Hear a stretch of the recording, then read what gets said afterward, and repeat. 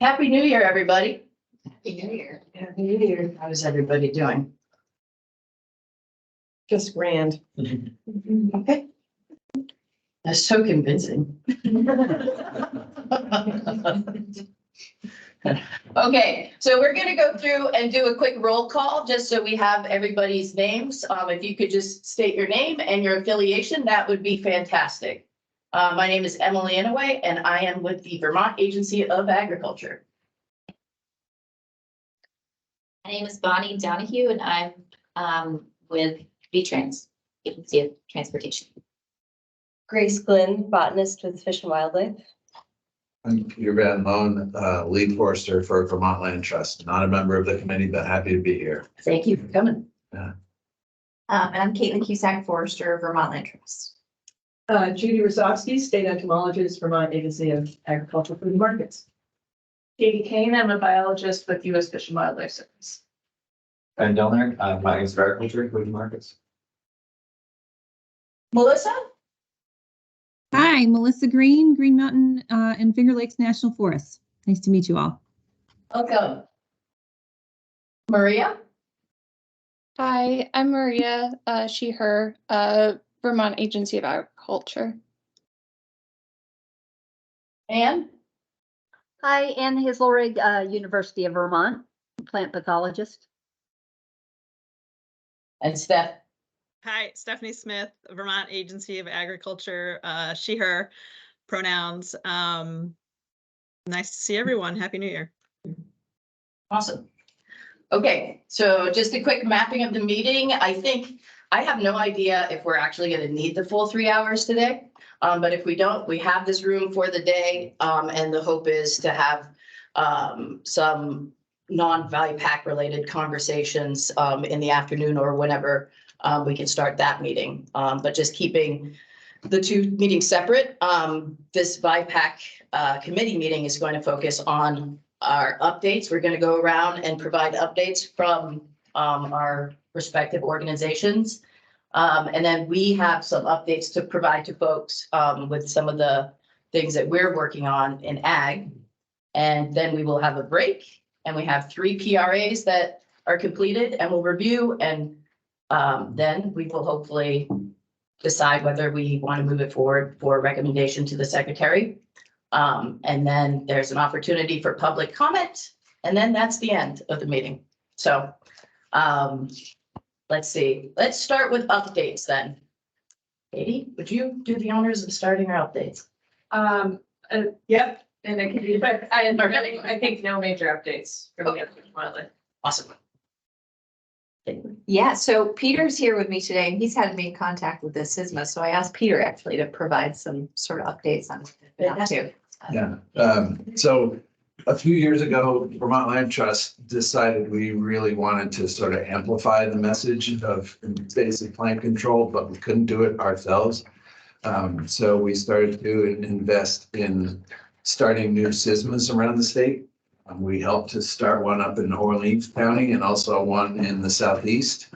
About a year after those were started, we were involved in 3 of the 5 that are active now, and folks started to say, you know, we really ought to get together and meet. We're all doing cool things, but nobody knows what anybody else is doing. We should get together. So 3 years ago, we got together for the first time and had a sort of statewide meeting via Zoom, which was really empowering for folks. I think coming out of that, we applied for a Department of Interior grant, which was a multi-million-dollar grant, to try to establish a structure for SISMAs around the state. The idea eventually being that there would be a position at each natural resource conservation district that would have a full-time person who was doing outreach and education and was doing sort of the coordination of a SISMA. We did not get that grant. You would have heard about it if we did. But what we did get from them was some feedback that they really liked it. Maybe next time we shouldn't ask for the entire grant amount. Last year, nobody really had the capacity to do that, but we did have another statewide meeting. We're in the process of planning this year's statewide meeting, which will probably be in the end of March, something like that. Some of you are on the list to be invited to that. If any of you are interested and would like to come, let me know. We'll put you on the list. And I think the idea, again, is to just sort of network a little bit and to try to think a little bit more about how we could set up some sort of a framework that would help landowners around the state with their journey with invasive plants. So that's where we're at. That's exciting. That's great. Wow. Does anybody have any questions or comments or anything for Peter? Yeah, Emily and Stephanie, I just wanted to, can we get a definition for those of us, and for those of us who don't know what a SISMA is, can we not use the acronym? Sorry about that would be really helpful. Thanks. Yeah, sorry. It's a Cooperative Invasive Species Management Association. There's also a Cooperative Weed Management Association in the state. And essentially what it is a bunch of folks who get together and volunteer their time to help people within a certain geography. In our case, it's usually either a county or a watershed, and help those folks with invasive plants. So we've got the Bat and Kill SISMA, which works primarily in the Bat and Kill watershed, but also more southerly in Bennington County and a little bit in very southern Rutland County. We've got the Southeast Vermont SISMA, which is based in Brattleboro, and works in Windham County primarily. We've got the Cooperative Weed Management Association, which is in the Upper White River region, the Upper Connecticut SISMA, which is in Vermont and New Hampshire, up in Essex County, and the Orleans County SISMA. It's a lot of boots on the ground. Yeah. Geographically too. That's great. Yeah. Oh, and the So other did thing. you say it was all education and outreach, or are you physically working to control weeds or invasives? We are doing control work as well. Some SISMAs are getting grants to do the work. The Vermont Land Trust is using some of our lands that we own in the areas of SISMAs as demonstration areas and working with other partners to do the work and talk about it. Another thing that I forgot to mention is we are planning a webinar also for later in the spring that will help introduce all the SISMAs to people, the people of Vermont. They're great organizations, but nobody knows they're there. So this is an opportunity. We hope to start to educate people about this resource that they may not even know is right there in their backyard. So all 5 SISMAs have committed. They're going to be involved. The idea is each one will have a set period of time to talk about their region, where they work, who they are, and we'll talk about one species that they're most concerned about. So look for that too. Do these organizations coordinate with their towns at all? I mean, I know you said they operate on a watershed or county basis, but how do those do they? I guess it's not how, but do they work with their municipalities? There hasn't been much work directly with municipalities. Some of that may change in the Southeast. Mike has been working with us on stiltgrass, which is an early detection species, as you know, down in the southern part of the state. And we really need to be talking to towns, especially highway departments, about the way they're doing their work to make sure that they're not spreading that. Thanks. Sure. Anybody else? Thank you. You're welcome. I can just, well, good morning, Mike Bald here from Royalton. I can just build on the SISMA information, just to add that the Southeast, brilliant work this last summer, this last growing season. The town, I think the challenge with SISMAs is you cannot step foot on private property without immediate liability for volunteers. I mean, I can take you to King Arthur Baking Company and show you around that property because they're insured 3 times over, as am I. But if you're trying to work at the Brattleboro Retreat or someplace in Putney and you literally cross a property line, all the liability goes on, I suspect, all the liability becomes an issue. Anybody gets hurt, anybody starts a fire, anything happens, it becomes an issue. So I think the SISMAs offer an umbrella for that. Towns certainly do. Towns need to be more included in every aspect of it, because they don't have time. They don't have time to go to meetings. They don't have time to recover from tree damage and road damage and culvert damage. And then, I mean, we'll see. Rachel Klisch at the Wildlife Refuge is trying to further, and I do have a support letter from the Southeast SISMA folks supporting the idea mostly of continuing this work and putting still grass out there as a focal point. But Rachel was looking at 5 years duration for a grant, and I think I'm not going to speak for her, but I think it's going to get whittled down to 2 years. But even that is so innovative and just off the charts, like nobody ever does that, which is why I think she's having to pull it back, because nobody ever does that. But that's a good example of the thinking. You're not going anywhere with a 1 year grant, or 2 years as a start. But to look at a county or municipality from a 5 to 10 year time frame is really what we need to do. Just FYI, I do have that letter here. I don't think I need to read it. I can share it with you. It can be part of the archive. Yep. Stiltgrass, we knew about it in Guilford and Brattleboro, and then we discovered more of it in Putney, and then more in Bellows Falls last summer, at the very end of the growing season. Jennifer Garrett tracked that down, but it's in Middlebury and it's in Brandon, small confirmed locations that I know of. I haven't visited them yet, but it's here. It's ready to go. Just takes a few flood events or something to move it around. Judy, 102 final count on tick encounters for 2023. I have locations and type in whatever you need to know. All righty, if you get that to me, I'll give it to Eliza, because they're keeping track. Sure. Thank you. That's it for now. Just a question. So are SISMAs, do each of them have an umbrella insurance policy? How does that work? Okay. Got it.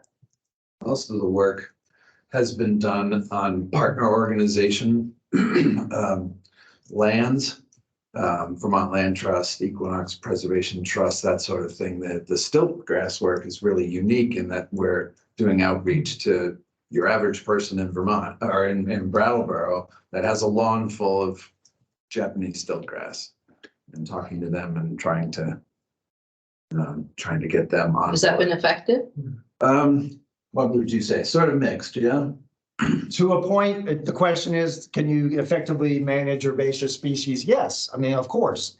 You can get a 5-year-old to just totally take interest and help you for the day. And that was interesting. But you can work all day to get stiltgrass, garlic mustard, whatever it is, out of distribution vectors. But then when the propane truck comes and backs right up and goes through a stiltgrass patch, that you can't get it all. So you get the hot spots and the likely transmission areas, but it just takes one town truck, one tree. I mean, Putney was a fail. I mean, I hate to say that. It was a success in so many ways, but once the right-of-way folks came through and had to manage trees, and sadly, the volunteer was there 3 times. She stopped and said, please, the signs were up. I mean, I'm not throwing darts at anybody, but at the end of the day, the stiltgrass wins, because now those seeds. So that's an example of I've reached out to propane delivery companies, and they're not interested in buying me because I'm not a customer. But how do you get them on board? How do you get the tree contractors, the towns, everybody ride along? I mean, I told Rachel, let's get some ride alongs with. They would love that. We brought muffins and coffee. We could ride in the truck all day and point. This is this is that. And don't drive in there. Educational. Yeah, and I think it definitely sounds like more weight, where if there's a unified message from not just, nonprofits, but, with the state and just a unique message that says, people should be paying attention to Stillgrass that can elevate the message. So that is lacking right now. And I just want to name that. Yeah. Okay. Great. No big updates, I think, from Fish and Wildlife. Okay. Awesome. Bonnie. I don't know if I have a big update, but I will share that there's a number of us at the, we're at the bottom doing work in at least the planning, design and just design and construction side that's separate from maintenance. I think people see V-Trans as we have many sections, and so I'm in the design section. So I can only really speak for that. The design section, a few of us are trying to figure out how we can be more consistent with identifying invasive species on projects so that when we have a project in a specific area, it's not like we can only control the project itself, what happens with the Phragmites that's there. We've been slowly developing, I think, ways to address it or trying to come up with more streamlined ways. But again, that's at the very bottom. So we'll see. In the form of BMPs or Well, yes, we do have a BMP, which is more of the maintenance BMP that we offer in reference in our construction work. But being more consistent with how do we mark if there are invasive species present on plans? What are we requiring, or what are we going to pay the contractor to do? And being more clear with instructions, I think, and expectations. Is it about eradication? Is it about, making sure it doesn't leave the site? What are the priorities? So there's a few of us starting to try to come up with little ways to make it more clear. One idea is to make sure that the BMPs are referenced in construction documents, which currently I'm not sure, or linked in somehow. That's great. Yeah. You feeling good about it? I feel like that's what I can do within my position. So I Well, I feel think good about that. That's great. Those are really good steps to implement, just raising awareness, as much as you can. The specific Yeah. instructions, that makes a lot of sense, deciding we can't eradicate, but we can slow the spread. But, those Yes. are really important. Yeah, and because there's so many different projects and so many different project managers and teams, each interaction, I think, is teaching a new person about the importance of this and, what we can. So hopefully eventually we'll all be doing the same thing and everyone will understand. Be doing the same thing and understand why we're doing it. So it's small. Yeah. Stephanie. Yeah, well, the Agency of Agriculture currently, we're developing our outreach materials and whatnot, and we are the regulatory agency that manages invasive and noxious weeds by virtue of us all meeting here today. But it would be interesting if, at some point, maybe we could get a list of the contacts for project managers and a list of your typical contractors, because to the extent that we can communicate regarding our regulatory role and what our expectations are, we could aid in your efforts from where we sit in this addressing these issues. I'm not saying that we have a plan to do that, but you just sharing all your contacts could light a fire for us to come out with some progressive plan of how to do outreach on the same issues. Interesting. Okay, thank you. Thanks. Okay. Hey, Anne, you want to give us an update if you have any? There are not really any updates from UVM. We're enjoying the respite between students coming back. Master gardeners gearing up for their course. I'm just doing lots of talks around the state. That's about it. Well, who's your coworker? Oh my gosh, this is Peabody. Hi, Peabody. Okay. I had to move because somebody's hammering in another room, so I'm trying to avoid that. Okay. All right, thanks, Ann. Melissa? Hi, everyone. So, let's see. So out of 4 people on the botany team at the Green Mountain National Forest, we have one is out on maternity leave, and then also my supervisor, Mary Beth Deller, retired October 1st, which is why you're seeing me. I'm the temporary replacement until we hire a new permanent botanist. So we're a little bit short-staffed right now, but the other 2 of us, myself and Mary Beth Hanley, have gotten our pesticide license in the last year, and our first task is going to be focusing on areas that have both rare plants and invasive plants. We also have our fish and wildlife staff has a couple of applicators now, and I'm hoping that we can use the increased workforce to make up for lost time. Because as someone said the other day, it's no longer really early detection, rapid response. We early detected and didn't rapidly respond. So, and lastly, I was walking the dog this morning and I bent down to pick up some trash and I got a multiflora rose thorn to the scalp. So I thought that was my call to pay attention closely at the meeting today. Nice, I hope we got the thorn out. I did. It got my hat. My hat ended up in the bush, but it's all good. It always wins. Okay, any questions for Melissa? I can't believe they haven't replaced Mary Beth yet. Well, you know, that's the way federal hiring works. Like they literally haven't even posted the job opening yet. So just be patient. Realistically, Melissa, that won't happen then for this growing season. Well, they're hoping to have somebody in place by May, Mike. So we'll see. I mean, you know, best laid plans, potential government shutdowns. But Mary Beth and I, the other Mary Beth and I will just do our best to cover everything as we can. And Stephanie Erlinson will be back in June. So. Okay, thanks everybody for your updates. We have some updates from our end.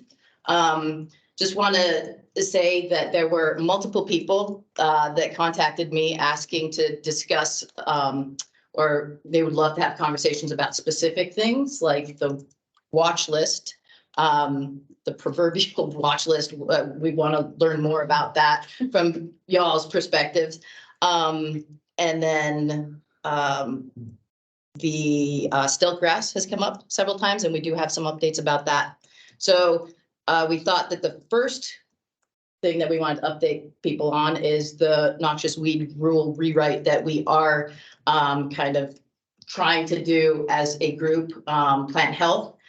So we thought it's important to provide transparency because this rule impacts a lot of people, stakeholders here. And we want to share everything that we're doing, and we are still in the construction working phase. So we just want to be clear that we want you to know what is happening in the context of this larger group. We don't really want to get into the weeds too much, but rest assured, we recognize that each organization has valuable input and feedback, and we will be reaching out to each of you individually in your own respective capacities to work with you on your reflections about the rule and any suggestions and feedback that you have for us.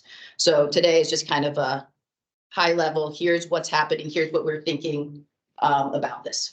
So Benjamin has agreed to provide an update on what we're going to update you on. Yes. Don't send it to me or I'm already in the meeting. So Okay. it'll be okay.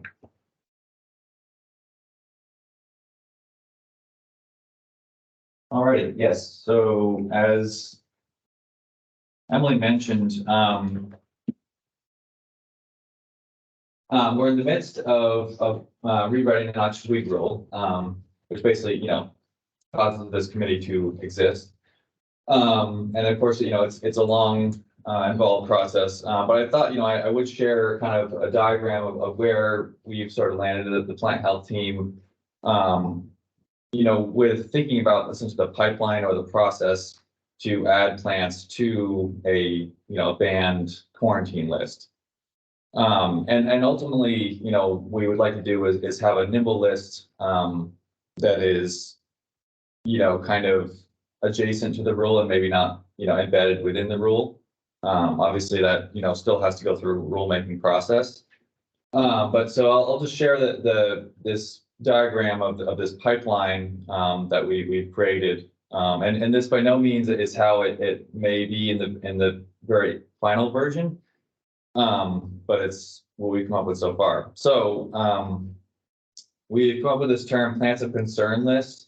And essentially that would be kind of replacing, the Vermont watch list, which currently has many different forms. I would say there's no one unified form that exists out there. And this would be essentially a pool of plants that would be drawn upon by VIEPAC to, to create this list of regulated plants.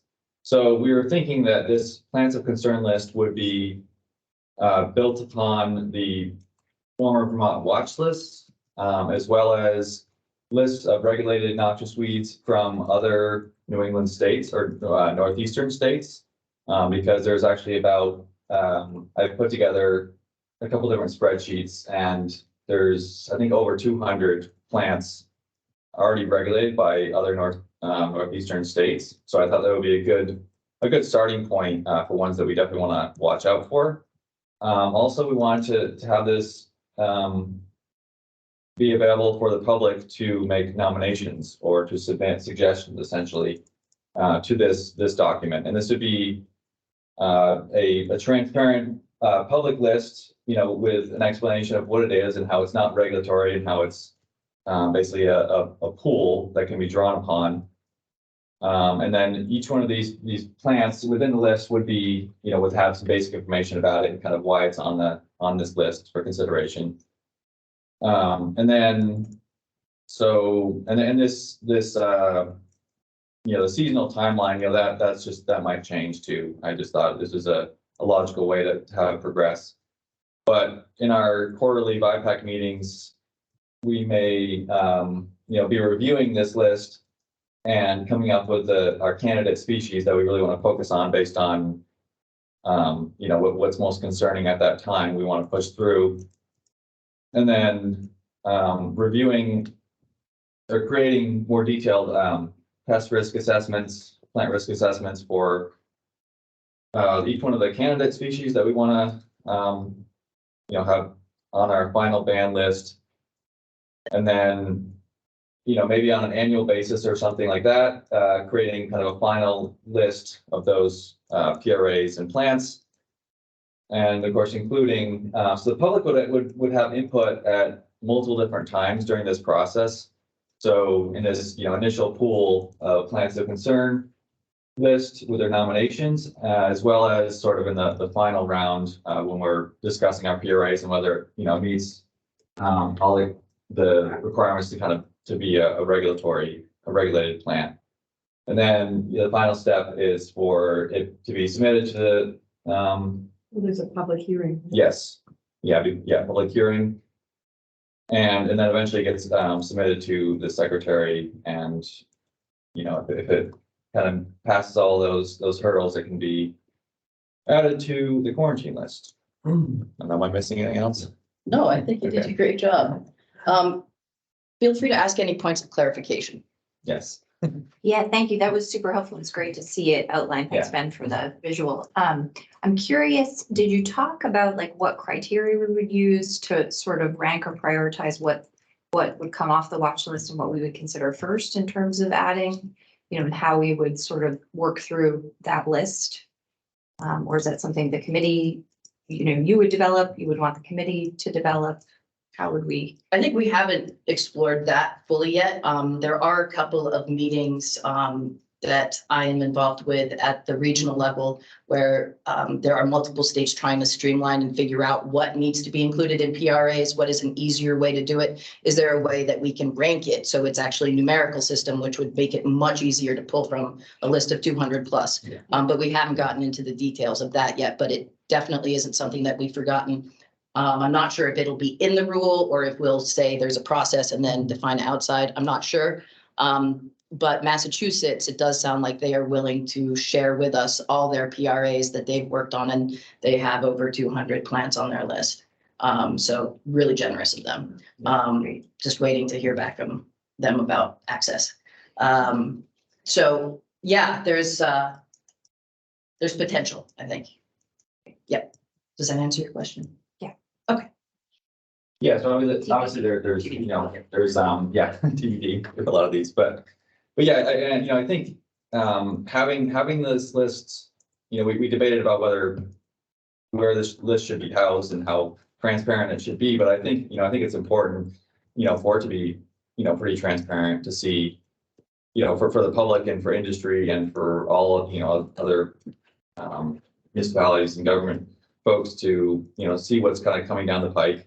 And, you know, using our other states as examples and, you know, obviously, plants are often spreading from the, you know, Midwest or from the South or something. So we can not just be starting from, you know, isolated, you know, starting point.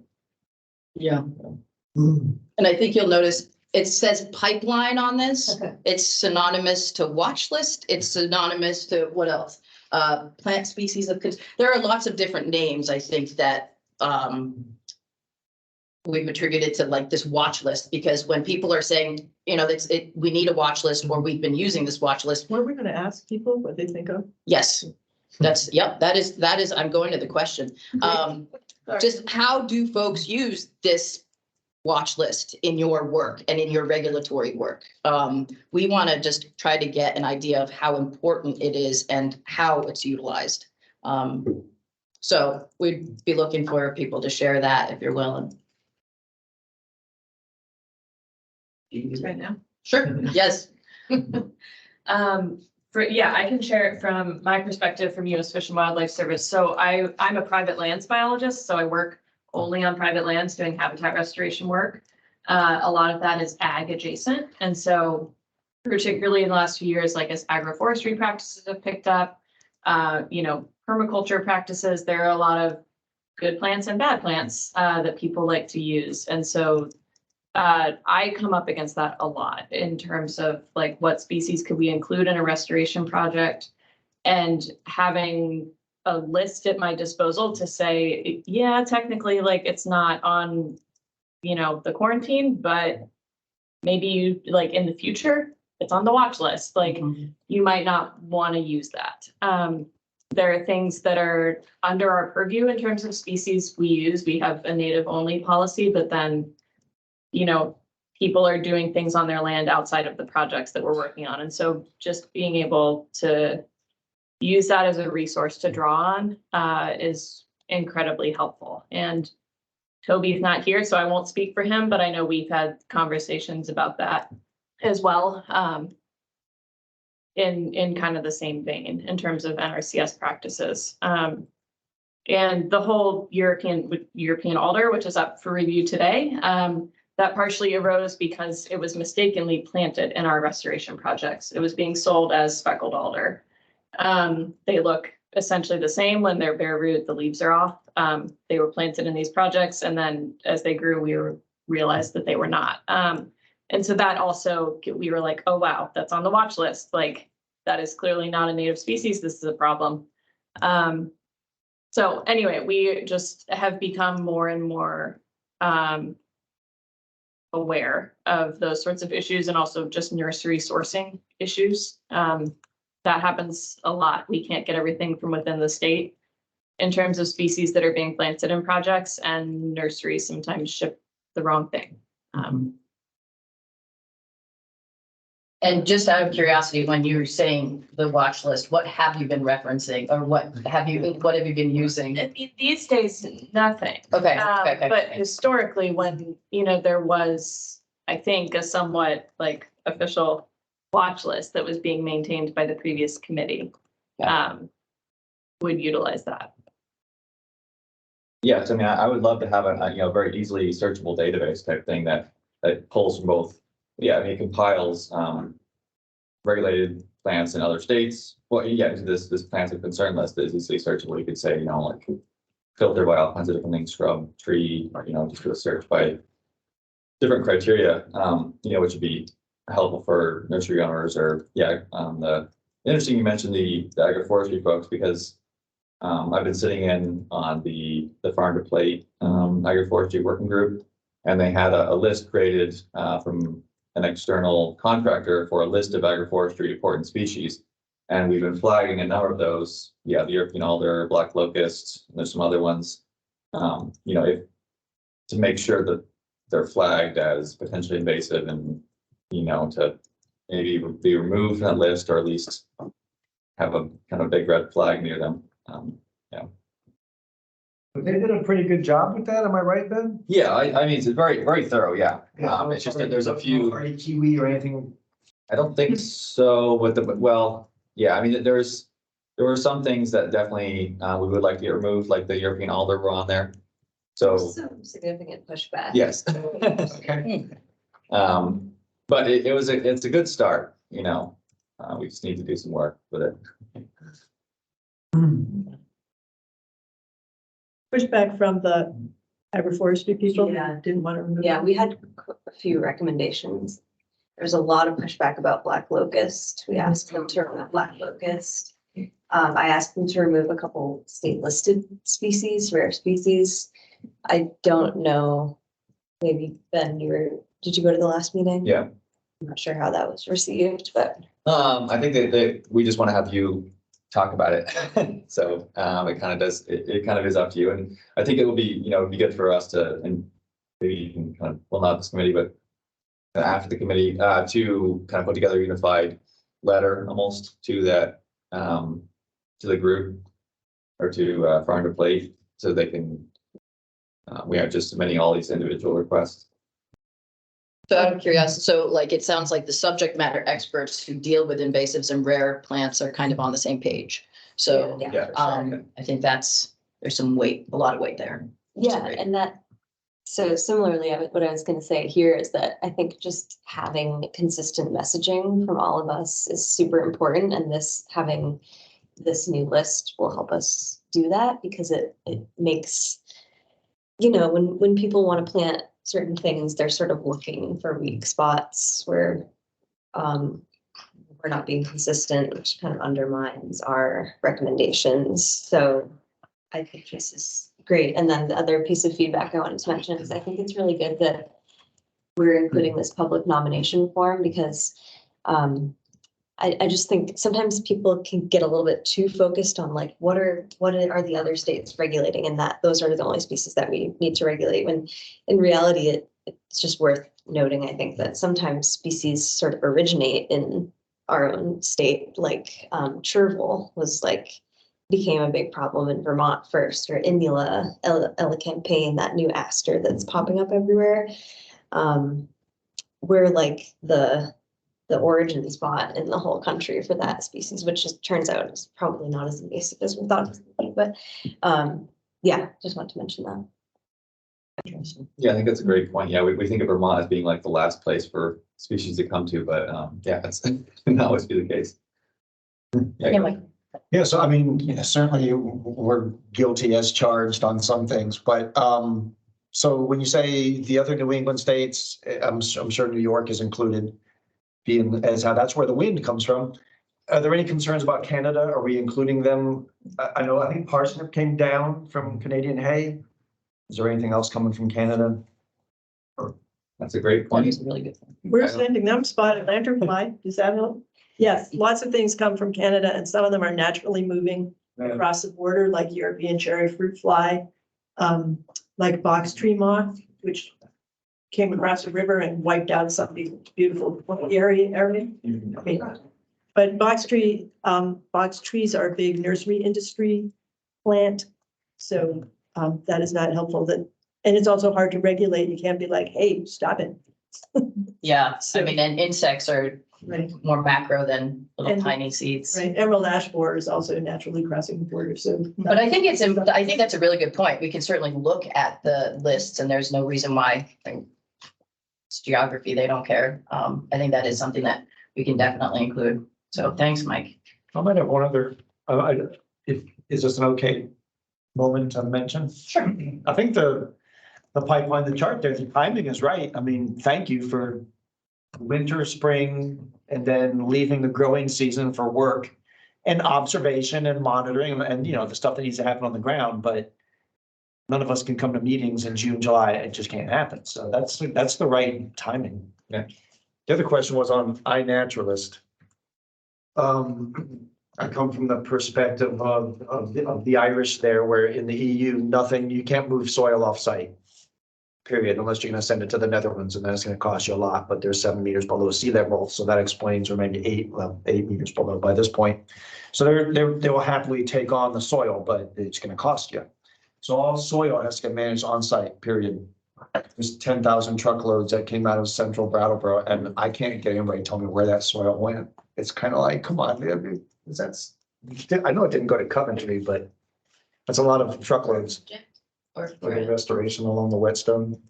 Somebody they knows. do, they have to apply for permits, or not Yeah. permit. Yeah, an offsite activity area, and it has to be approved by the, at least internally, I don't know if it goes to A&R also. By the environmental people. So from a project, sorry, Yeah. I cut you off. Well, yeah, so hopefully if it was a project, that is how it goes. They're supposed to have approved sites for dumping material. Sure, I mean, that makes sense. Yeah. From the front end, as you described earlier, that was helpful to hear your points earlier. Would it be helpful to go to a project site, first initial visits, and say, okay, the two ways we're gonna have problems here is seed in the soil and rhizomes in the soil, period. Yes. I mean, you can have certain infiltration and birds and sloppy people and so forth, but it's what's in the ground now, whether it's a rhizome or a seed. Mhm. And then how do we deal? Yes. And then knowing that, does it help to go into iNaturalist and look up, type in a species, or have the watch lists factored into iNaturalist? And I don't know if they are. You see what's on the ground, you go into it and you get your answers right there on the spot, not having to reference this list or that list. It's all in there. You need to identify what's there and to confirm that it, To confirm what's there and to say, wow, this is a concern or not. Spotted knapweed, hey, we're seeing all these knapweeds here. Let's go see this. Oh, wow, that one is a concern, or thistles or such. Is that a good field approach? For who would use that Project project? managers and proposal folks, usually that's the responsibility of the biologists. A right? little bit me although I'm not that great at identifying things, unless they were made in a nursery. Better than you give yourself credit for. But more people, I think if more people are doing that, like the project managers go out and they're like, oh, I know how to identify this plant, then that would probably help. So is that the limiting factor? A lot of project managers just don't do plant ID or? I'm guessing, yeah, sort of, but again, it's also not their job. Like, they weren't trained in engineering school to identify plants. I'm sure some do well, but like, it's just sort of, they're looking at different things, like. It's kind of a big ask, especially Yeah. with cryptic species. Like, I think one of the reasons Japanese stiltgrass is spreading probably even more places than we know is that it's not super ideable by the public. It's not like Petasites where people are reporting these huge leaves. So In one conversation, Elizabeth Spinney and I had with Gigi from V-Trans, he mentioned potentially hiring a contractor or hiring a person whose job it would be to just check the site for invasives, like somebody with that expertise. I don't know if that's financially feasible, but it was something that came up. I don't know either. Yeah. And the Not a bad other, idea. and the other thing though, Bonnie, would be, you can do the scouting stuff until there's more than a foot of snow on the ground. You can see pretty much everything you need to see. I mean, people don't have to wait for May 1st to come along. The only thing you probably aren't going to see maybe is gallweed, stiltgrass, the cryptics, that's good. Yes, But you're going to see you're going to see a lot of it. right. And then, so people kind of narrow the growing season into this and then, no, you can do it 11 months out of the year. Yeah, that's interesting. And I love the aspirational ideas. I mean, they're perfect. I think in a perfect world, that is exactly the kind of stuff we would do. I just like zoom out and I'm like, oh my God, just the scale of work or the amount of work that it would take That's why you spread it out. Spread it out, yeah, like who does that? And, all of those more logistical issues come up, but I take your point. Yeah. Hey, Stephanie here. I just wanted to mention some other, and I know we're still updating, but this conversation kind of reminded me that the Agency of Agriculture is working on a Category 14 manual that will address terrestrial invasives. And this is a category, pesticide applicator category, but with some of, and Emily, Judy and Ben are helping with this manual as well. But one big section is identifying those species that are actually listed on the noxious weed list, and then lookalikes. Of course, this is intended for pesticide applicators so that they can, like, they as the pest professionals, pest management professionals in the state of Vermont, are knowledgeable about how to identify. I'm seeing application potentially, I mean, beyond the Category 14 realm. How do we expand this beyond? And I know the Agency of Transportation does employ pesticide applicators for right-of-way management. So you may have, as we develop these materials and make a bigger list that we regulate, there may be folks actually within VTrans that are educated on this topic. Eventually in the future when we get there, but we're working on it, I guess. So I just wanted to mention that for folks. Also, Yeah, aren't there exactly. apps that you can take the photo of the plant and check it? So, I mean, that's something to. I don't think those are that accurate, depending on who you ask. Okay. I'll ask the botanist here. Okay, what do you think? Are those apps? I mean, that's great. They're weirdly good. It's actually kind of freaky. Like, You're worried about job security. yeah, they're not gonna like ID your carex to species, but right, like most invasives are not really cryptic, but like knapweeds, we have several species of knapweed, and iNaturalist is gonna get you to knapweed, which is sort of good enough because we know that they're all non-native. Yeah, we have, right, brown, black, can't remember if we have diffuse or not, spotted meadow. Yeah. And there's also IMAP invasives. I don't know. Interesting to hear people have opinions on that app. Have people used it? Is that used in Vermont or is that just New York? It's a lot of other states, Maine, New York. But not here anymore. We used to use it in Vermont. I don't know what happens. It's kind of like Feed, right? It costs money and it's like somebody's stuff. because that was being run by the VIEPC Sharon Flom when she Okay. got it going, but then we didn't have a funding. Yeah, you kind of need to, like Maine has a invasive species person who Yeah. maintains it. So that's a limited option, but it's another thing for. Go for it. Questions for Stephanie before we move on. Thanks for sharing that about the Category 14. That is awesome to hear. And it sounded like maybe you don't know this, but timeline for when that will happen? You're on mute. Yep. We have a goal that we will have this launched in the spring, I think. That's my recollection, working with Bethany Creaser. Yeah, so it's a spring, and it's so I want to be clear, this is intended for individuals that are treating terrestrial invasives. So there's the category, it's not forest related work because we have Category 2 for that, and you can if you're only working in the forest, you can maintain that category. But if you're doing treatments outside a forestry location, then you'll need this terrestrial invasives category. And that seems very vague, and I apologize. But we can provide a more substantial update at a future meeting, or we can have a conversation offline concerning who needs to obtain this particular category. That might be maybe more appropriate. Yeah. I don't know. It's up to y'all. Let me know if you want this on this agenda, on the VIEPAC agenda. Okay, we can definitely include an update next time. It'll be hopefully closer to done. Sure. That's awesome. Hi, Toby. Hi. How are you? Sorry. Oh, that's okay. We are going around, Ben just gave an update about some of the work that we've been working on the noxious weed rule. And we're trying to get a feel and understand how people use this watch list. And, you know, how you utilize it in NRCS, and the benefits associated with it.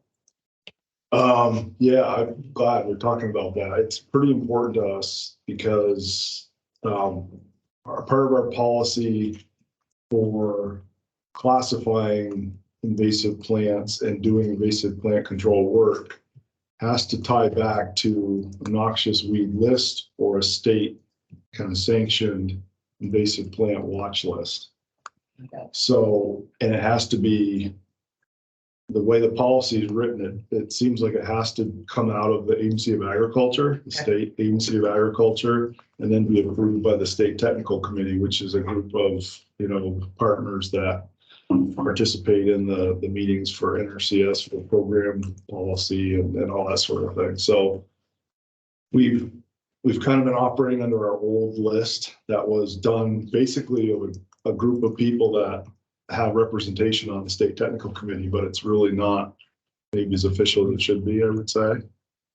So that would be of interest for us for sure, is to have more an official watch list that is like a stepping stone to the noxious weed list. Like, you know, it's got some sort of credibility from going from, you know, the air to this list to noxious weed rule.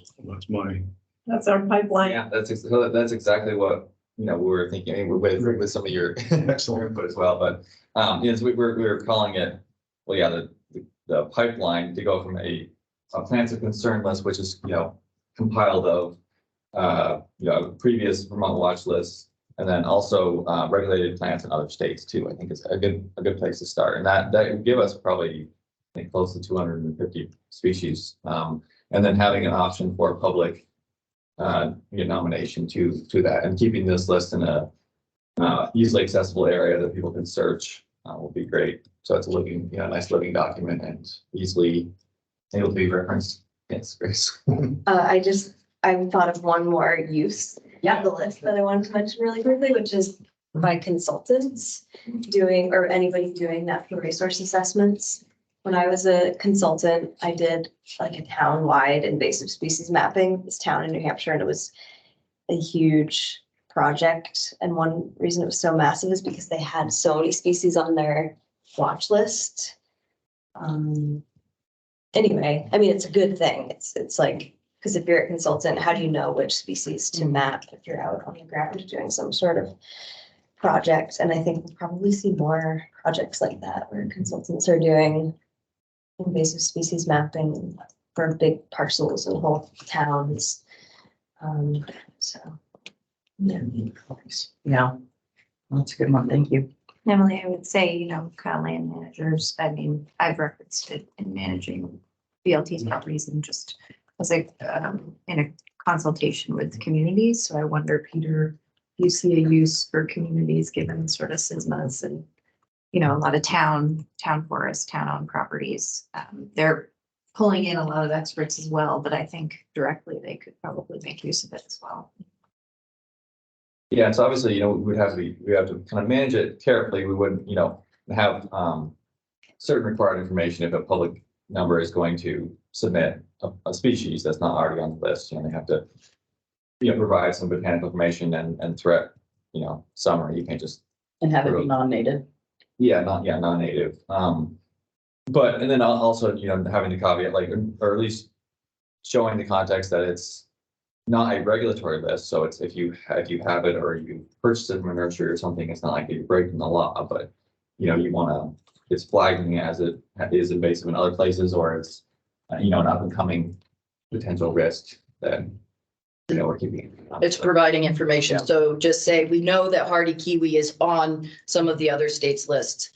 That if this goes through would be included in the pool, but it doesn't mean that it's regulated. But it would provide an opportunity for the public to look at that list and say, you know, and make an informed decision. Yeah, hi Steph, sorry, I'm not ignoring you. No, I'm enjoying the conversation.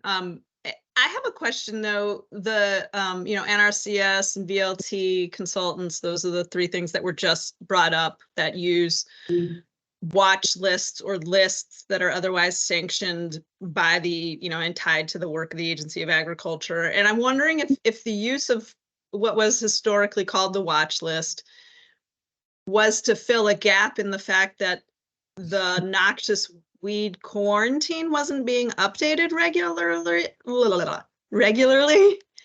And if we had a more nimble process, which we're seeking, and that list was updated more regularly and is regulatory, whether I still think there's value in the watch list, but I don't know, I'm just trying to get a sense. Because a watch list isn't, as pointed out by Ben, it wouldn't be regulatory. It's a communication tool. It has value. It creates a pipeline. There's transparency. People can make business decisions based on it, because for the potential to be included on a regulatory list. But it's not regulatory.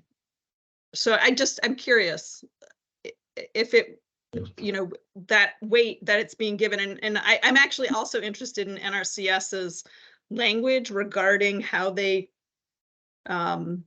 consider, like what they consider when they're evaluating noxious weeds. So I'm interested in that information just, directly from NRCS.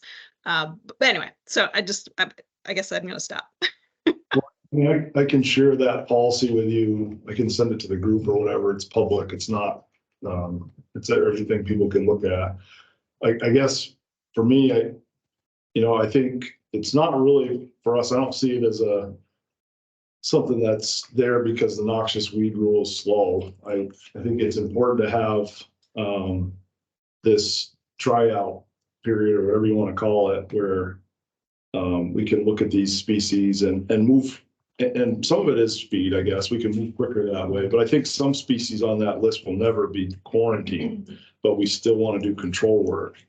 Like reed canary grass is an example of that. I can't imagine that would ever get on the quarantine rule, but I'd like to see it on the watch list so that we have the ability to do control work and maintain some of our natural areas or whatever with practices that we're doing, tree planting, that sort of thing. So I think there's a good reason to have both. And we refer to both in our policy. So for us, I'd like to see both if possible.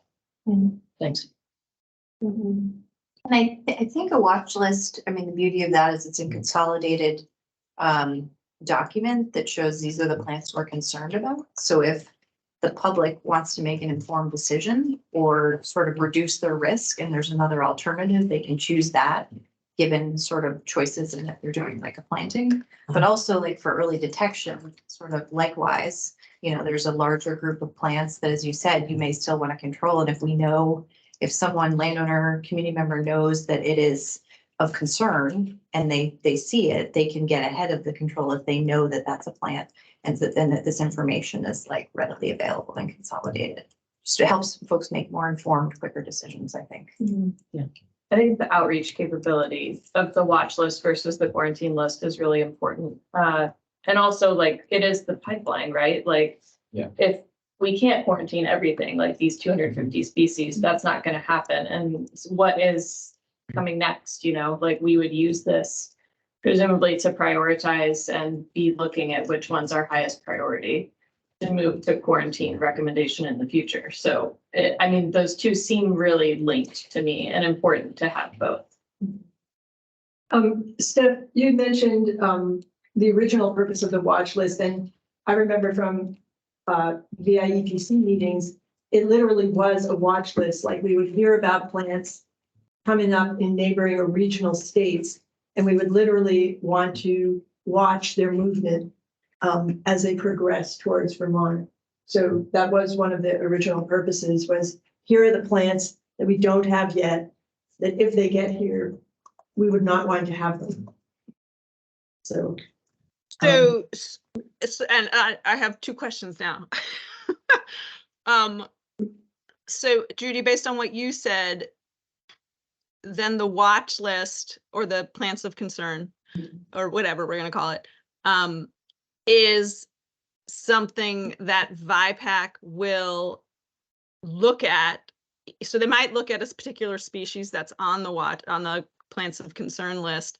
And because it hasn't come to Vermont, because it's, for whatever reason, I don't know why, it's biology, it's location in, western part of New York. But these are the things that we consider. So like every meeting, potentially a particular species of plant may come up for consideration because it's marching east. So because I just wanted, like this could inform how we do the rule. So I'm asking that question. So like, so the watch list, yeah, anyway. It's a pipeline, but then it's also like, it literally is, we are watching something. That's what I'm hearing based on what you just said. Right, like that's why we're including neighboring states. If we know something's in New Hampshire, it's quite, it's more likely to get here. So, you don't want to put all the plants in the region in quarantine just because they could come here, but you do want to know which ones to be paying attention to in regional meetings when you're talking to colleagues, right? I mean, okay. And then it helps assign a priority too. Like you said, if it's in Western New York, that's not as bad as it's in Concord, New Hampshire. And it makes sure everybody's kind of level set and looking at the same stuff. Yeah, that's true. Yeah, and it does, and actually, yeah. And again, we come back to the communication tool. It's like, it's not even this committee, it's the state of Vermont. And it's NRCS and it's Fish and Wildlife, US Fish and Wildlife. It's like everybody is looking. It's not just this committee. And then my next question, and I heard this, is that some plants will never come off the watch list and make it to the quarantine list. Can someone talk? I saw Melissa's head shake. So can someone, sorry, we're probably spending too much time on this. No, that's okay. I think that's important, but I think I can maybe touch on that. It's just the sheer quantity of it. We have to go through, like, in order for a watch list species to come off and have VIEPAC kind of look at it, then each one needs to have its own PRA completed. And we haven't figured out if the ones, if they're going to have to be Vermont specific. So each one on that list is going to have some massaging done specific to Vermont. Then we have to have a discussion about it.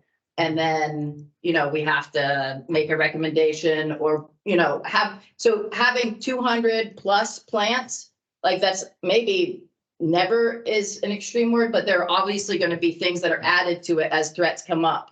So I think, just pragmatically speaking, some of these species may never rise up to the priority of having a full PRA and a discussion, depending on the workload. So how about, and I'm just giving an example, and I don't mean that this would happen, but so Japanese knotweed is throughout the state, and that doesn't mean we shouldn't prevent it from moving, but could the watch list be a vehicle for moving something that is everywhere to move it to the watch list so that people still are on the lookout for it and it's still considered invasive, but it's no longer under quarantine? Is that an example of something?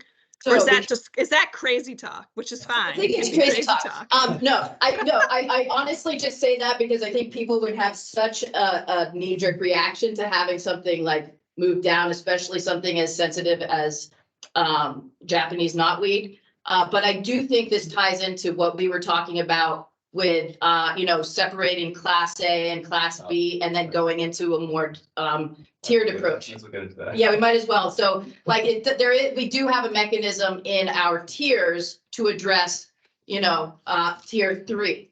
So I wasn't, I guess. Go for it. Okay. And since we've already dived into it. And this, this is by no means finalized. And we've had, so this is our other thoughts for when we're rewriting the rule. And this, we've had Class A and Class B previously in the rule. Class A being not present in the state, Class B being present. And this is so, and kind of based on Pennsylvania's rule, which they have 3 different classes. So a class, and they're calling them tiers. So yeah, tier 1 would be basically not present in Vermont, and essentially EDRR species. if they were to show up. And tier 2 is, occurring in a limited geographic distribution in Vermont. And, I think something like stilt grass might fall into this tier because we're aiming for eradication in most places. And then tier 3 being that it's widely established and, we're not necessarily focusing on eradication in the entire state. And this is mostly dictating like what the agency and, what other organizations are what their action is towards the species. And then also, I would say that they can change from one to the other based on, VIEPAC's recommendations and based on, if they're here or not in the state. So Steph, I think that's a kind of like a hybridized approach. Does that make sense that like it wouldn't come off the actual list, but it would fall down in how we respond to it? That's certainly I was just teasing out what comments were before, just to understand the rooms, whether or not what I was thinking was not an appropriate action. Anyway, so no, this is fine. And we don't have to talk about this is fine. Okay. Yeah, no, I think they're all just really good points. Anybody have any questions about this? This is a bit, I'll just say it's a bit, definitely a lot more instruction. So I would just definitely take it as written in stone. Yep. But I just want to be transparent about where we're at, and this is all going to be, up for discussion in public. So yeah. Right, because when we consider the list of plants that we're looking at, the ones that are quarantined and the ones that might become, we really talk about it in terms of, what are we going to do? Is this an all hands on deck plant? Or is this something like the knotweed complex where we would, if there is a means to get rid of it, we might apply that, but we certainly aren't making that our priority because it's so widespread. So we just want to make a formal designation so people are aware of what resources are going to go to which plants. Comment and question. I think this is great, and much more clear. And then I should know this, but the previous Class A, Class B, was there even language about control really in there? Yeah. So, I mean, this seems like way more helpful and clear. Yeah. In terms of prioritizing actions and supporting, not that we know who's gonna do the eradication and who has funding for that, but I think this is great. Okay, great. This actually came up based on that this summer we found 3 different invasive plants, and having those to illustrate our response was helpful in saying, oh, let's make this, let's try to get this written down so everybody knows what's going on. Well, I think this would be useful for projects, because there's like such a long list of plants, and it would help us know how to, projects are about action, right? We are digging in the ground or replacing things. Like this is action based. And so it will help prioritize action. I like it. Good. All right, any other questions? There's no funding tied to EDRR to this, right? Not with us. Right. Yeah. I mean, just in terms of staff time, you could run out and yank up a weed or something. Yeah, and we've been having ongoing conversations about EDRR with FPR, some parks. So And Fish and Wildlife. Yeah, do you guys know we now have an MOU with Forest and Parks? So Agency of Ag Plant Health and Forest and Parks, Forest Health Protection. Because we cooperate so often on so many projects. And it was Barb Schultz's exiting wish. She's been trying to get an MOU for years. So it makes more formal the arrangement we've always had, but it also enables us to share resources towards a common goal, like dealing with some of these invasives. That's great. Plants and pests. Yes. Yep, the EDRR ones. Yep. So that's been really helpful, and it also has moved us to try to, document more of what we're doing and how we're doing it. yeah. All right, so think about it, and then we will have opportunities to talk individually, and you can unload your thoughts and comments at that time. Thank you for sharing all of this. Yeah, no, thank you. And along those lines, we have another update. Steph, I need to lean on you for the statutory authority part of it. But we realized this whole rulemaking process it takes a while, which means that the noxious weed quarantine list is not going to be updated anytime soon officially. And so when we were talking amongst ourselves, we realized we think that we have the authority, Agency of Ag has the authority to designate plant pests as long as we can justify them meeting certain criteria. So we reached out to Gray's Fish and Wildlife, FPR and DEC. So Kathy Decker and Kim Jensen were all at the table. We decided as a state, since this is separate from VIEPAC, what are the top species that we collectively agree as subject matter experts for the state as being the most threatening that we think we should ask Anson or our secretary to designate as plant pests. And that would allow us to regulate these species, not through the noxious weed rule, but by requiring that a permit is required if anybody is going to move or wants to move any of these 8 species that we identified. And I'm going to share that list for you right here. Here. It's not.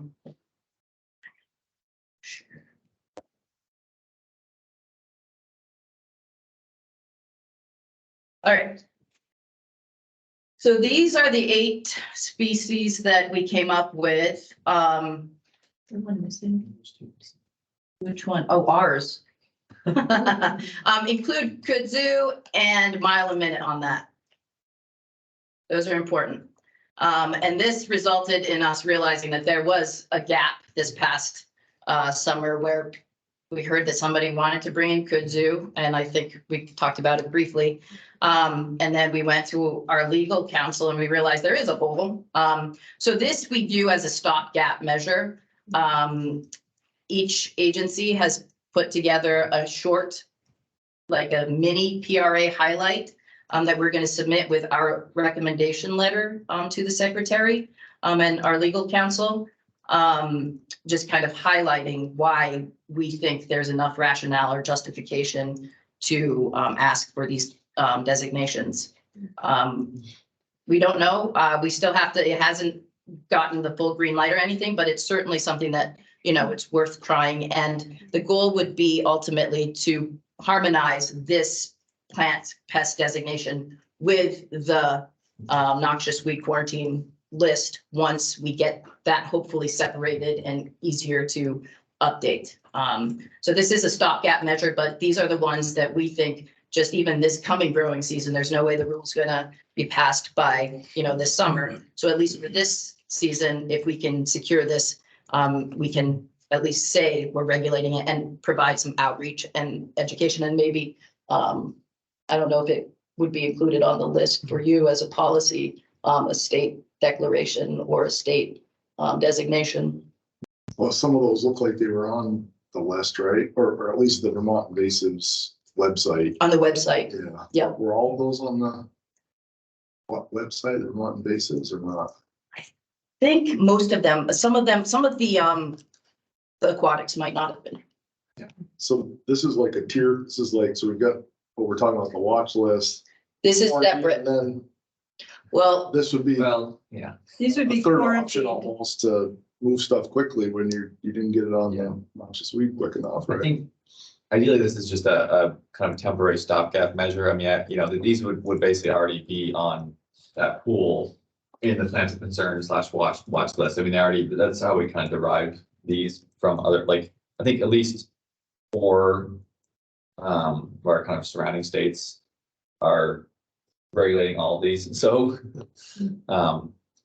so yeah, I mean, we'll have to see how it goes. I mean, that is, you know, what we're using right now, that method of plant pest declaration. But I think, you know, we're going to already be developing PRAs for them. So we would probably just fast track them to go, fully into the rule, I would say, Mhm. or, into the regulated list. And this is the same mechanism we were talking about utilizing for the plants that VIEPAC is making recommendations on. Since the last one we voted, or we made recommendations for multiflora rose and witch knotweed, bohemian knotweed. And then today, presumably, we're gonna have another couple. So we wanted to just we will theoretically use that same mechanism as a letter to ask Anson or the secretary to, designate the plants that have been recommended by VIEPAC to be designated as plant pests until we can get it on to the noxious weed list, which we are opening the rules. So there's a little bit of timing issue. It's like we're opening the rule, which hopefully will make it easier to add to the list, but we're currently making recommendations to add, there's just a lot of things. So there are lots of holes right now. So we want to keep these 8 plants separate from the ones that VIEPAC has officially recommended because they are separate. But as the state, we are making recommendations on these 8 plants, and there's an interest obviously from VIEPAC because there's intersection there. Yeah, any questions, which would be totally fair because that's confusing. I'm just curious, how do people find this once they're designated as a pest? Yep. How do you know that? We need to figure out an outreach and education way to get the word out, because yeah, it's a pointless list unless people know about it. So I think Stephanie has thought about it. We would have to put it up on a website. It would really help if partner organizations, if it goes through, we can just share a link so that at least it's out there. And we can say we pass a straight face test that we're trying to get the word out. Yeah. So you asked for the legal authority under which we're trying to operate. We're trying here. And it is in Title VI, and it's the action that we would refrain from doing if we declared something a plant pest, is we wouldn't issue a permit for its sale or movement into the state or around the state. One of the things that I think we failed to miss that I uncovered this morning is the definition of a plant pest. Includes any living stage of parasitic plants, weeds, or reproductive parts thereof. And so we may have a hang up in that I'm not sure that these plants are necessarily parasitic. And these are just the words on the page of the law. And so that's one thing that, what we're going to do, though, our plan is to propose this process, citing our legal authority, and hopefully getting the secretary to declare, and we have to put it before our legal counsel. And we haven't done that yet. So I just wanted to share that with this group, that this is our goal, but we do need to run it through its paces and see where we get, and we'll update you as to where we land when we get that letter out. Yeah, there's a semicolon and a comma. Okay, what does that mean? Yeah, so I think it does It's include, separate they items. don't have to be parasitic plants. Yeah. Yeah. Because I it's don't saying know. bacteria. Yeah, Well, it's I saying, tried to figure out, like, punctuation may not be my forte. Yeah, no. So, but anyway, so we will put this before our legal counsel and they will interpret it for us, and we'll see where we land. We'll update everyone. yeah, have the statutory language, right? Okay. It's clearly talking about different things because they're different orders of organisms. Yeah, well, we'll go through that. But any other questions about this? Currently, we are in the process. We have pretty much put together our short PRAs. We're going to put it into the pool where the state agencies can collectively review them, update them so that we're all okay. And we have a letter also drafted that the team will review. And so I'm not quite sure exactly of a timeline, but hopefully I would say by like mid-February, we will have submitted this to the secretary and legal counsel. And then we wait. Yeah, I So mean, Emily, yeah. you said you have developed or are developing PRAs for each of these to accompany this recommendation. Yep, mini PRAs. Mini, okay. Mini, yep, just the highlight ones where we feel like the secretary could lean on and say, yes, this is clear rationale and justification to label these as such. Okay, Thank you. anything else? That's kind of it for our updates. And we're ahead of schedule. Better than the alternative. That's true. Amazing. Okay, well, do we want to take about a 10-minute break and then come back and start reviewing the PRAs and making recommendations? Sure.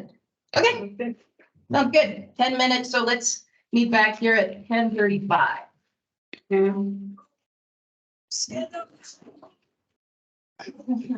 Sorry, Bill.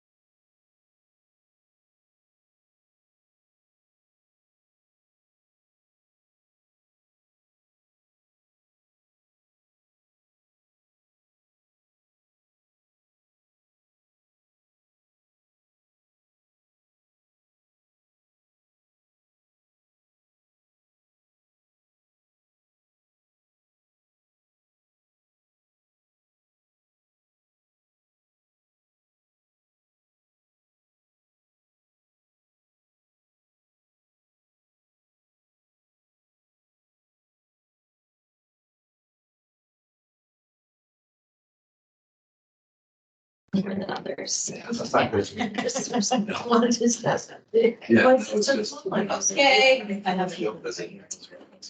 Yeah. Cultivation, so much. Let's start our review. I have no idea how quickly, this could go very quickly. Oh, gosh, interesting. Okay, so did everybody get a copy of the PRAs that we're reviewing? First one up is Alnus glutinosa. So would somebody like to give us a kind of summary about why we should be worried and why we should make a recommendation? Elevator pitch. So I know, we know Toby has strong feelings about it. I don't have that one. This over here is a different list. There we go. Well- Yeah, that one. It's sold readily through the nurseries. It's confused often through the nurseries or, you know, whatever. We've had issues in the past with our conservation projects with NOSA being sold as speckled alder. It's planted on, I don't know, we had 3,000 plus stems across the state sold and planted just through our conservation program. And then it's also been sold as speckled alder through the Trees for Streams, district tree sales, I Yeah, guess. everybody's using. I've seen it on AOT projects. Yep. It was planted, I'm assuming not as Alnus glutinosa, but as speckled probably. So the nurseries are misidentifying it? I don't, yeah, maybe. It's unclear. It's They're selling both. Yeah. And there's, I don't know, we're just finding a lot of problems with alders in general, like they're tough to identify, it seems like, when you get these small little bare root stock and they spread. I mean, we've definitely been chasing spread. And other sites I've been to where well, I guess it was planted around Marsh Billings as well. They've done control work there. And it's spread in that area. It's all along the Heartland Dam and what is there as well. But other places I've seen it spreads upland fairly readily. So if it's planted along the riparian area, you see it go uphill. And it's used for mine reclamation, I guess. And so it's got a lot of capabilities as a plant. And I just don't really see the cost benefit of continuing to bring that in and plant that when it's caused a lot of issues for us. So The rep from VNLA isn't here. I'm just wondering, what would you say to the economic impact to nurseries and other places? Are they actually actively selling it as Alnus glutinosa? I can't really speak to that. I guess I don't know how widely sold it is. As like, this is a great plant. Right. You know, they talk about all its uses of it, veneer. I've never seen anything that old that looks like it could be used for veneer or anything like that. It's pretty soft, I would say. Yeah, all I can say is I know a lot of nurseries that we source restoration trees from sell both Alnus glutinosa and Incana subspecies rugosa, which is what we're trying to order because that is a really great restoration shrub, speckled alder. So it both seem to be grown and sold fairly widely. And it might be worth noting, like with this whole fiasco of trying to get speckled alder and ending up with European alder in projects, a letter was sent to those nurseries, right? A somewhat legal letter saying, we ordered this, you sent the wrong thing. Well, technically, it's the landowners that would have to Right. say that because we're not ordering the alders. It's really through the landowner. So we're just saying, this is what we found. Yeah. Please check your stocks, But please we don't do it again. We weren't at that point. Maybe we said this is on the watch list because at that point it probably was. That was like 2013. Yeah, but But we weren't able to say, this is a quarantine species. Yeah. Right. Ben, what do you think from the nursery perspective? I guess I haven't paid very close attention to what alders are being sold. I mean, alders aren't sold that widely in garden centers, I would say, but they're Yeah, I agree. probably a lot more. I've seen a little bit on some deer habitat websites like sold for, Like food plots. yeah, like you said before. but I don't know, like, if you guys remember seeing much browse on that stuff? I don't, it seems so untouched to me. It has that weird, there's like a leaf fungus it gets. You can kind of tell it's got that little weird fungus it gets, but otherwise it's a pretty pristine looking tree. I assume they wanted it because it's good cover, not Yeah. for Oh, yeah, beauty. yeah. I don't know. I've never seen it. Grows fast. Yep. Yeah. But Melissa or Ann, do you have any comments about Alnus glutinosa? I haven't had any experience with it. I was just made to read that story in the PRA though. Okay, Yeah, and I don't have any experience. The only thing it would be nice for this PRA to know whether or not it is in Essex or not, so we could say it is statewide. But it'd be nice to confirm that. But that's, I don't really know much about that tree. is anybody feeling strongly against making the recommendation?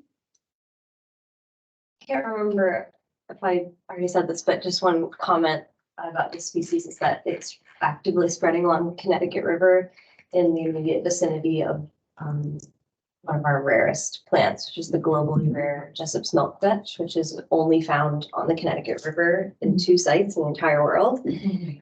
So it's really a big concern. And is a federally listed plant. Yes. One of the few. Yes. Okay, well, I guess, can somebody put a motion forward to make a recommendation on this plan? I move to recommend this plant. Second. Okay, all in favor? Aye. Okay. I, Anybody against? Okay, so we are making a recommendation to add Alnus glutinosa to the noxious weed quarantine list. Congratulations to do we feel we need to figure out the Essex County question? Yeah. 6. Yeah, I don't think you need to do it right this exact second, but Yeah, we can confirm it, but I think it's enough of a concern. Do we? Yeah, Grace, there's a list at the end, Appendix B in the PRA that shows between Bob, Toby, and Steve where known locations are. So in Essex County was one that there was no known locations in it, but I guess that would be something for folks to check per Ann's question about, can we say it's statewide? if it weren't there, but. We could probably go back to our planting stuff and see, but I don't recall that being We just don't have Sites. projects in Essex County, but there's some older crops, but not. yeah, I would be very surprised if it is not there somewhere. It's so much wet area up there and it's, goes in Connecticut goes right up. Well, the Connecticut, I think it's more further south, right? Yeah. The issue, the rear plant and stuff. Heartland is. Oh, maybe it's not. Yeah, well, we can update that, but I think that is not going to impact whether we make a recommendation or not. So we will go forward and make that recommendation, include it on the list. Okay. Next one is Elaeagnus umbellata. Where is it? Umbellata, okay. Make sure. I am not sure who. It's blank. Oh, Did we not finish that one? Thought I.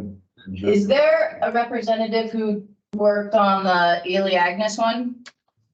It should be on our spreadsheet. Yeah. Been a while, Yeah, but- EPC spreadsheet. Let's see. Yep. Either way, the PRA is pretty completed, so. And didn't you, come up with a final draft for that one?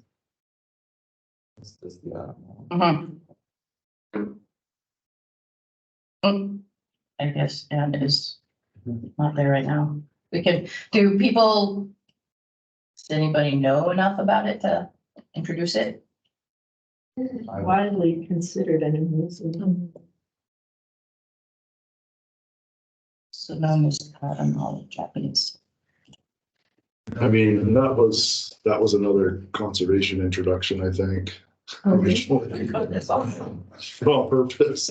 Oh, I don't think it was just us, though. I think Fish and Wildlife Department may have too. But that one is, another invasive exotic shrub that, we get, has some fruit value for wildlife, but we've spent a good deal of money on controlling that. It tends to, comes to dominate a site. It's also used, I think, for mine reclamation stuff, fixes nitrogen and, not a real, I don't think that plant is really browse, it's pretty tough. But yeah, I think it's just like maybe like exotic honeysuckle, it tends to dominate a site. Once it gets introduced, it spreads and continues to take over. And so it's something that we're always dealing with on our projects. I guess it's somewhat regional. I think more in the central Vermont and eastern part of the state, almost more than the western part, but we have it in the western part too. But, it's kind of spotty, I would say. I have heard of people planting it. No. It says the berries can be consumed and used to make jams. Yes. Yeah, they're quite tasty. Yeah. I said. Yeah. So that's the one, I mean, that's at least one, I guess, con for listing it. Is it moved in the nursery industry much? I don't think anymore, no. I've seen, Russian olive sold a bit, and then there's something called, Gumi cherry, which is the same, at least related, that is, but, the actual autumn olive, no, isn't really. And it's definitely I remember when I was in school at Cornell in Pennsylvania, it's pretty bad over mid-Atlantic states, for sure, and probably, I haven't really seen it in the northwestern part of the state, or at least like in the mountains or northeast, but. There's that in New Hampshire. Yeah, okay, so, yeah. I mean, I've seen it in Franklin County and Chittenden County and eastern and central part. So it's all over. It's just not quite as widespread as honeysuckle, I would say. Yeah, I have it on my land in Williston. Yeah. Yeah, what do you have, an arboretum of bad plants up there? I do. Wait, you said, not as widespread as honeysuckle. We're seeing it more and more around the state. We've been struggling with it on the King Farm property that we own in Woodstock. We had a tremendous problem with, big ones, barberry, honeysuckle, and glass of buckthorn. And when we got rid of those, the autumn olive came in, and we've been back to that since 2010. And it's Orange County able to a lot too. It seems like along with Connecticut. It's able to grow really well in open fields and in uplands, and gets into the forest and does fine in there as well. So it's definitely been a struggle for us. Are you seeing it in the understory much or? Yeah. Yeah. It does need a little bit of a light, so more of a hardwood understory than, softwood, unless there's an opening. Yeah, I'm pretty sure it also fixes nitrogen too, so of course you're gonna do well on those disturbed forest soil sites. Mike, do you have any personal experience out there? Oh, yeah, but everything, yes, I agree. Big fruit producer, and might be that it gets into places you don't want it to get into. And that can be if you're trying to keep meadows, pastures open. Or if you're trying to protect headwaters, riparian areas. Yeah, problem.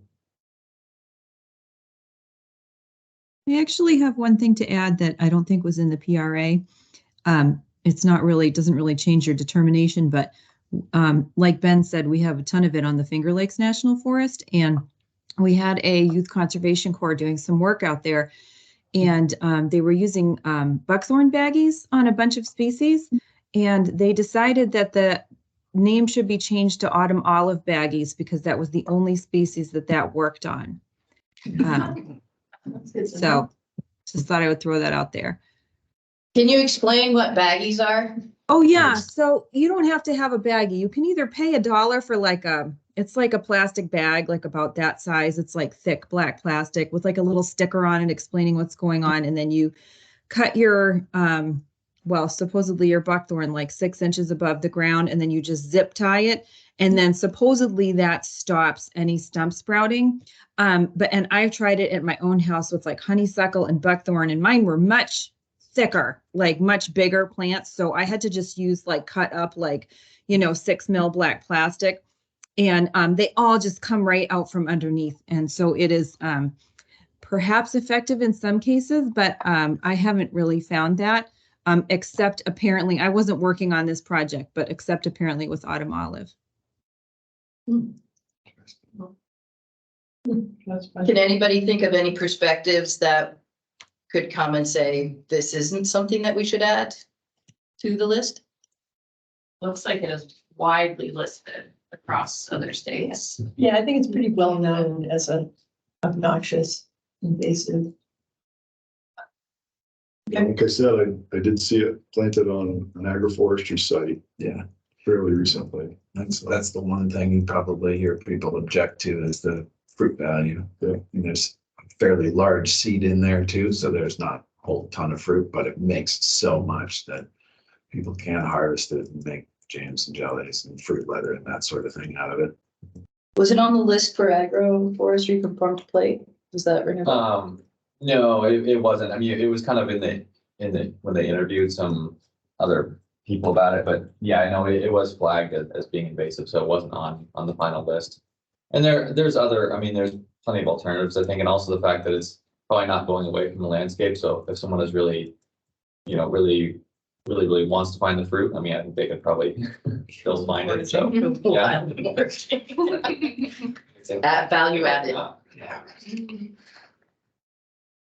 I mean, I think there is a lot of economic cost to control work that's been going on for years and years, so that's what we're focused on. All right, should somebody move this one forward then? I move we add autumn olive to the noxious plant list. Second, oh, I can't second, I'm not. Yeah, not yet. Second. Okay, all in favor of adding autumn olive to the noxious weed list? Aye. Okay, consensus, that's great. One quick note, though, that just if anybody's reading this closely enough, that might be out of date, is it in section 8, it references Russian olive as a close relative, much rarer in Vermont, and it says it's on Vermont's watch list of invasive species, which doesn't currently exist. That doesn't exist. Okay, that's a good catch. Okay, their second one. Third and final one is Vicaria verna, and I apologize. I offered myself to be the one to provide an update on this, and I really have no idea very much about this plant. Is anybody familiar with Vicaria verna, also known as lesser celandine? Thank you, celandine. Big crow, but anybody have feelings about this? Personal knowledge. Is that the celandine you find around buildings and stuff? It's the other one. I've only seen it in shoreline settings in Massachusetts and I can't off the top of my head think of a location here, but I would imagine the Connecticut River corridor, definitely. It does say it's known to occur in Chittenden, Washington, Wyndham, and Windsor counties. Yeah, it's definitely around. It's on in riparian areas, in the Montpelier area. Yeah. You first see it and you think skunk cabbage, and then you wait a minute, timing, and no, it's not skunk. So that's the location that comes to mind for me. And it does say in this ERA that it is sold in the nursery and landscaping industry. Those boxes were checked. Do you have any knowledge or experience of running across this one? No, not really. I haven't seen a ton. I'm trying to. I don't think I've ever seen it in the oceans. So my experience with this is it's an escapee often from a garden. That's where I've seen it, although it does show up in disturbed sites as well. And it moves like wildfire. It is kind of crazy how fast that stuff can spread. Is it planted as a ground cover? Yeah. essentially. I mean, that's what it ends up being. Downstream channels and. Downstream channels, but also one site that I know, it was planted in a garden and now it's taken over probably an acre and a half of the field below that. Oh, wow. It's just going nuts. That's in Vermont, Peter? Yeah, that's in Marlboro and Winter County. Yeah, I think it's not widely known and understood. A lot of people think that it's the other celandine, And a lot of and it's people fine, think that it's marsh marigold. right? It's a buttercup, and Yeah. it's very pretty. The leaves do look like marsh marigold, and it Yeah. grows in wetlands like marsh marigold. And the flower's not dissimilar as well. Yeah. Yeah. Looks like it's only been known in the state since 2014, so it's increasing and it's just kind of flying under the radar, and it's prohibited in Massachusetts. What's the distribution of this? Is In the state? It's just Chittenden County. Chittenden, Washington, Wyndham, Windsor. The towns are Brattleboro, Burlington, Montpelier, Hartford, Westminster, Williston, Queechee, Woodstock, and a number of others, but there do seem to be Bennington. You had mentioned Marlboro. Marlboro. Yeah. Add that. Okay.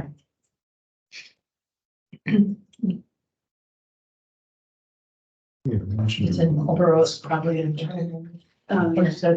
that's, yeah. Yeah.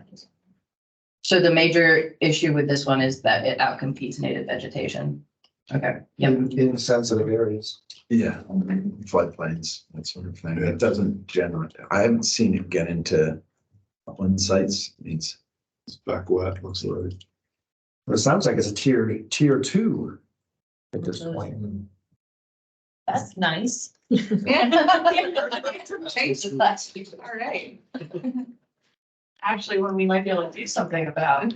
But this isn't purchased that often for. I guess not that I've really seen, I haven't been fully tuned into it, I guess, but I definitely will look at for it. I mean, I think I was looking at it, has some additional uses too. But I don't really know how widely it is used. Oh, yeah, it does look like marsh marigold. Boy, I wonder how many times I've seen it and not. Yeah, I've actually seen people posting it as pictures of marsh marigold on their Instagram feeds and stuff like that, but they flower at different times, so it's actually fairly easy to figure out whether it is marsh marigold or not, just on that. It's out earlier. Is there more information that people want? Is there any sort of hedging on this one, or are people comfortable with this? This one, unlike the other ones, is, I think it's on just Massachusetts list. It says Maine. And Maine, okay. And UConn's been aware of it has banged the drum on it for a long time now. Connecticut has a difficult time getting things added to their list. Well, I'm thinking more the Research. the Les Merhoff world. Yeah. I'm pretty sure it's in the books. It's in the USDA. Melissa, open up your USDA invasives book from 2004. It's in there. I don't think I have that right offhand. I think that's a hard copy thing, Mike, but I will look it up, okay? It is, yeah. It's It's so like a Etsy and herbalist. nurseries and Love those. yeah. Oh, no, it's on, yeah, it's on Connecticut's, Maine's, and New York's list. Oh, not just. So in a small drainage area like Putney, Marlboro, Brattleboro, small drainages, gets out of the garden, gets out of the landscaped area. And together with Petasites, which is in Putney and further north, that's what takes over the swale, the damp, the wet. It becomes celandine and one of the two Petasites, and it just is a complete, it looks prehistoric. It's just an ominous sign for us. So on the PRA, it does say, check the box, which describe the type of habitat species invades. Yeah. And forest woodlands checked. and Oldfield is checked. Is that, I'm not hearing that from folks. I'm just curious if that's accurate. It didn't work. Or does I think it Doesn't sound. Does it good. might depend how moist those environments are. I mean, yeah. Right, the way Yeah. that field, it could be. Yeah. Yeah, okay. It's just a Make sure we're. Any concerns about not about adding it?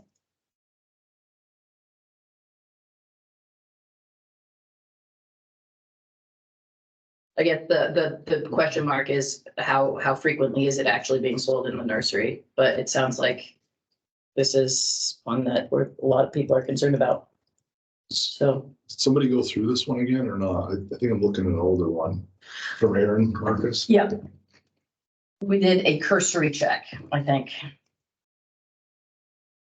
That's the most recent one. Yep.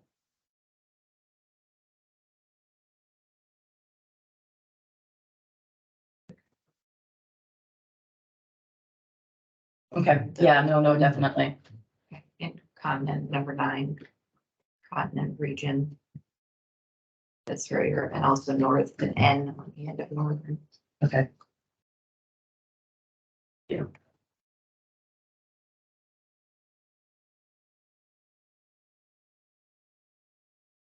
It doesn't say it's being introduced or being sold into Vermont, but it sounds, I mean, it's online. Mhm. There should have been. Sounds like it's mainly updated.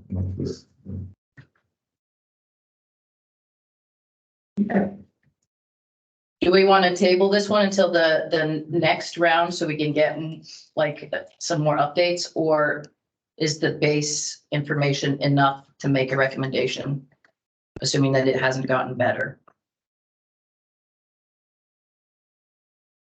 Guess I'm for trying to get it updated. So we have all this information correct and ready to go myself, but I'm not that familiar with this plan, so. I Yeah. could be swayed.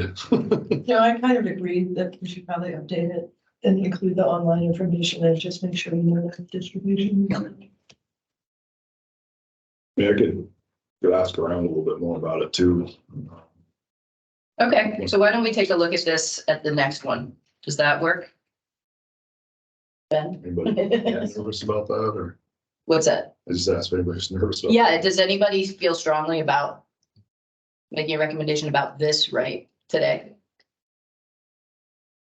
Timeline wise, are you missing anything? If we don't, No, I don't think so. The next one is going to be, So I forget our process. We nominate these PRAs and then they have to go through rulemaking. yes. Okay. So so today, leaving this one out, we will add,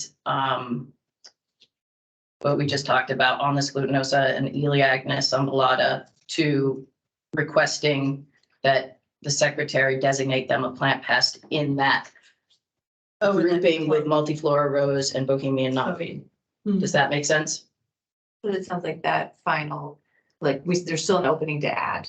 Yes, it's gonna kind of have to be ongoing because it's just hard the timing on this is confusing, yeah. So maybe there is a time concern then, because we're gonna make that ask soon.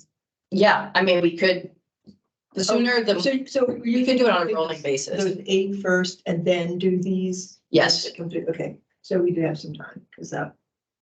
Well, we can do it as soon as we want. We could just put forth the ones that we have, and then we have a template, and then we just submit the next ones as they happen, and we just don't wait to do it, move it as a batch. I think it makes more sense to try those 8, that we have the mini PRA that are all set to go and just see if that process works.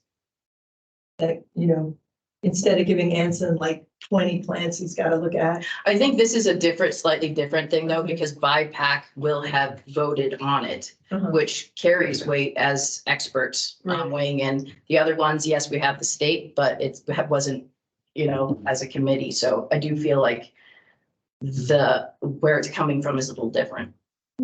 These will be added directly to the full list of regulatory. Yes, so theoretically, if the list was separate from the rule, we would be adding these, if that makes sense. And that would be the hope. But they still have to go through rulemaking. Yes, as it is right now. Okay, sorry, because I thought you said you were just gonna get them added via Anson again. Yes, there, well, it's the timing thing. We can, while it's a stopgap measure, since the committee knows and has recommended a handful of species, we know that the committee Right. prioritizes it enough to care. So we're gonna ask Anson to, at least for this next growing season, say, you know, we at least have some regulatory authority over them, especially since the committee has said that they want that. Well, then we might want to throw some of them in. Okay, Can we make a motion to, Or how about update it within a certain time and then the committee approves it, understanding it will be updated? Because we do that on the Conservation Commission a lot. Approve the minutes as they will be amended. wow. Wow. Wow. That's interesting. That's funny. We've seen the notes. We know the changes. Okay, well, I'm not. can we acknowledge it? Can we acknowledge this species as a tier 2 Yes, and commit to using this growing season to further gather data and make a concrete decision one way or the other within 6 months, which takes us to the end of the growing season, or I don't know. do we even need a growing season? I guess it's, I think, and Toby, you were just asking for like distribution in the state and Yeah. sort of review. Yeah. just update basic information on the PRA that's missing. I think. Yeah, it seemed like there was. Yeah, no, there's definitely missing, and we just didn't have time, so we can, why don't we update it and just do it cleanly then? And we'll do it at the next meeting. And we'll make sure that the updated PRA goes out to folks before, and, Who's gonna update it? I know, we'll figure it out, Bigger victim? one of us. Okay, so That sounds good. as of today, we've made 2 recommendations. That's great. And I think, yeah, just know that the rule is being worked on. And we will be reaching out to folks individually to work with you on that. And we do have the afternoon where maybe we can talk about individual species and stuff. Whatever you want to talk about, which is a little bit separate from VIEPAC related, I guess, decisions.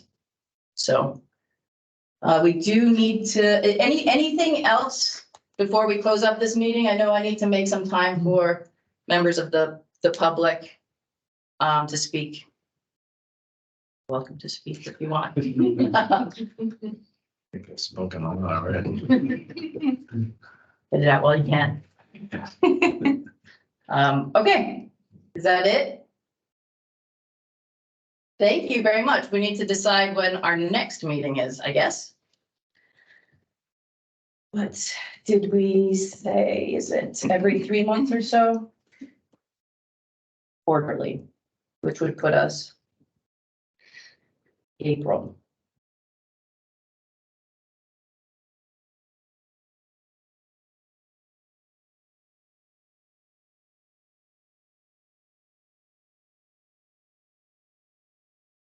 How does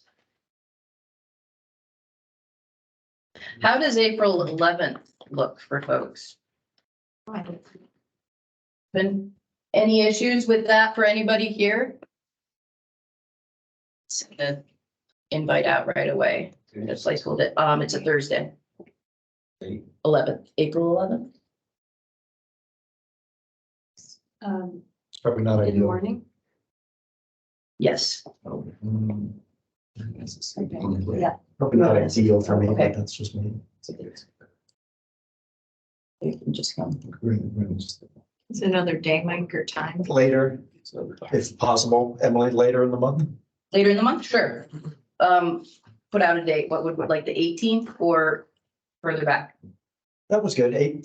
Second half of the month. How does the 18th, April 18th look at? I can't do it. Okay, that's totally fine. How about the 25th? Okay, no, that's totally fine. Let's see. How about the 29th? I mean, do we need to keep it on a Thursday? That's what we have been doing, but I don't see why it has to be a Thursday. About the 17th. 17th? That's no. Okay.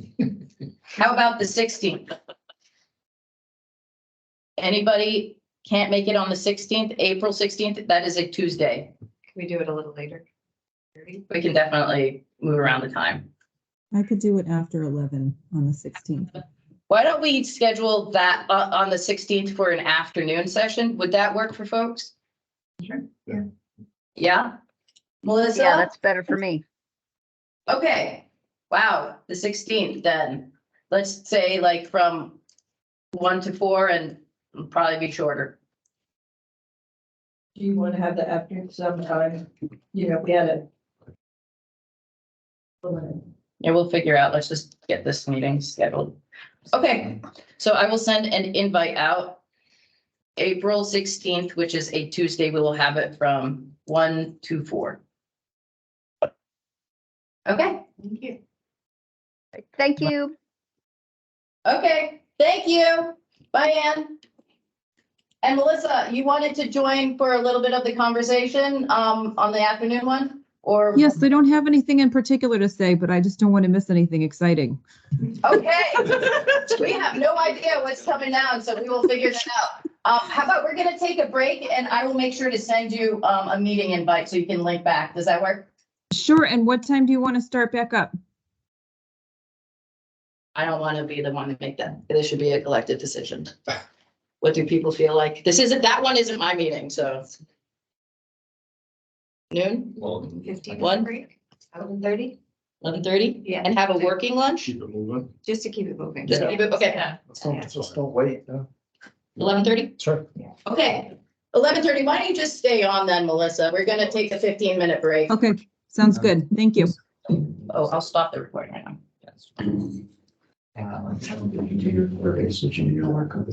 We'll take a break. Oh, when I was. Yeah. Okay. But I did, I mostly worked with them on. Hey, Bonnie, how much do you guys talk to each other in AOT? Like, do you have like an interested in invasive plants group, or are you just like focused on the project and the infrastructure that V-Trans has? Just. In the environmental group. Well, I guess Yeah. some of us are talking like between. Yeah. And then we do have some. We're responsible for vegetation management in maintenance, so we are